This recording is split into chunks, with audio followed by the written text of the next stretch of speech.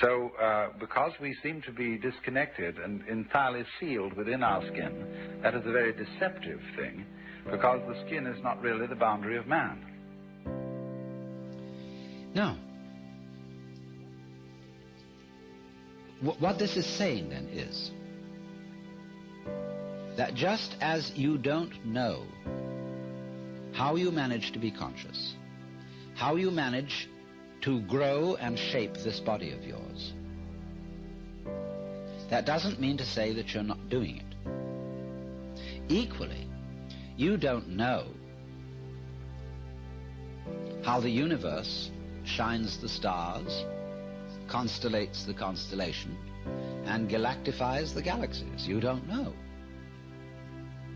But that doesn't mean to say that you aren't doing it in just the same way as you're breathing without knowing how you breathe.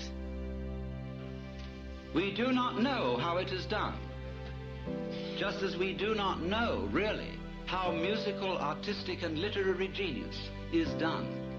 You cannot really teach it. You can put the tools for doing these things into people's hands, and you can show them how to use the tools. But whether they will use those tools with genius is quite unpredictable. If you investigate yourself, what do you mean by you? How do you know you exist?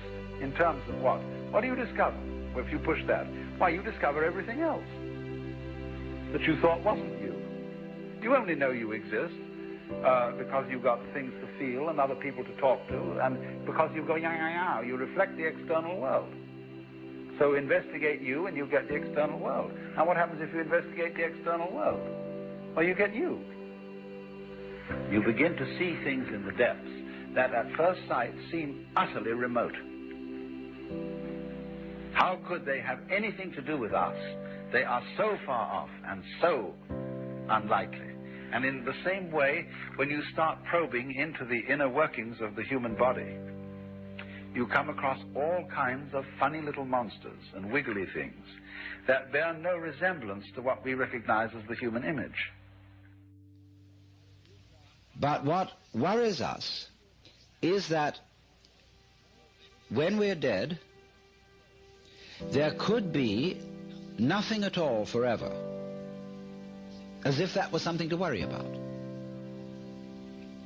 Before you were born, there was this same nothing at all forever, and yet you happened.